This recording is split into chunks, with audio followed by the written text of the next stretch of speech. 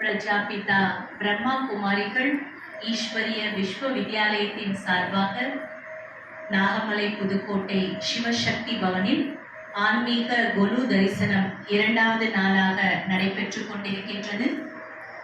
உங்கள் அனைவரையும் தரிசனம் செய்ய வருமாறு அன்போடு அழைக்கின்றோம். இன்றைய சிறப்பு தரிசனத்தில் பிரம்மச்சாரிணி தேவியினுடைய தெய்வீக தரிசனம், தத்ரூப தரிசனம் செய்ய இருக்கின்றோம். பார்வதியின் அம்சமாகிய பிரம்மச்சாரிணி தேவி சிவனை நோக்கி தவம் செய்யும் தவ கோலத்தை தரிசிப்போம். வாருங்கள். ஓம் தேவி